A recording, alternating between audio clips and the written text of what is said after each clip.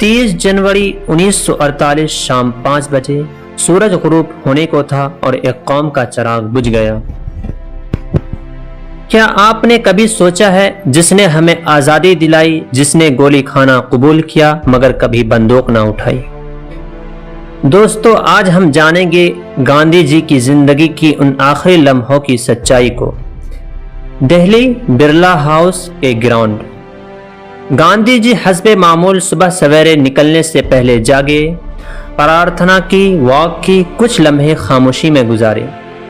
लेकिन उस दिन उनका चेहरा कुछ मुख्तलिफ था, जैसे दिल के किसी कोने में कोई बोझ छुपा हो।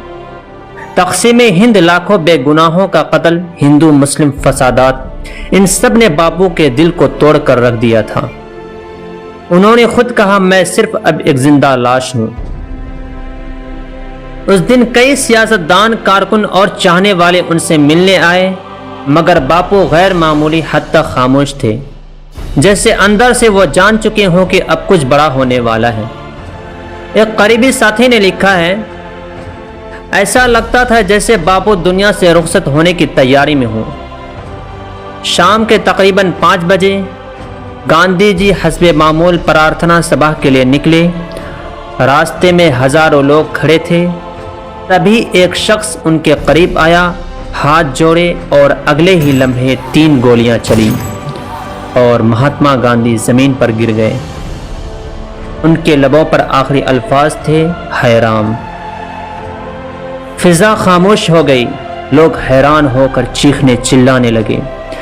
जिसने गांधी जी पर गोली चलाई, उस कातिल का नाम था नाथूराम विनायक गोडसे।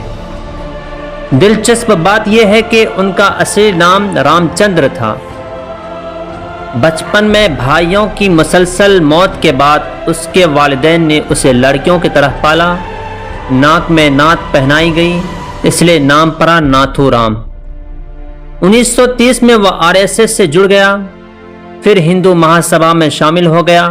वो मुसलसल गांधी जी के खिलाफ सख्त मज़ामिन लिखता रहा।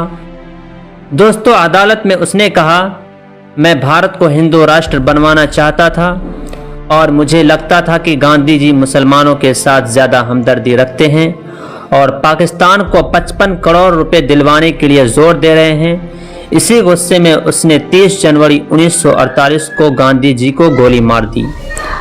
लेकिन तारीख ने उसे सिर्फ एक कातिल करार दिया और 15 नवंबर 1949 को उसे फांसी दे दी गई।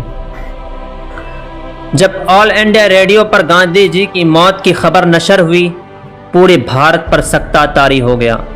वजीर आजम नेहरू ने कहा, रोशनी चली गई, अंधेरा छा गया, बापू अब नहीं रहे। लाखों लोग जनाजे में शरीक हुए और दुनिया ने पहली बार देखा कि एक इंसान की मौत पूरी कौम को रुला सकती है। अब सवाल यह है, क्या ये एक महज कत्ल था या एक सोच, एक उसूल, एक तहरीक को ख़त्म करने की साजिश? गांधी जी ने सिर्फ आज़ादी नहीं दिलाई, उन्होंने हमें जीना सिखाया, सच बोलना और एक दूसरे से मोहब्बत करना। आज सवाल यह है, क्या हम उनके उसूलों पर चल रहे हैं या सिर्फ उनके मुजस्समे, नोट और नारे बाकी रह गए हैं?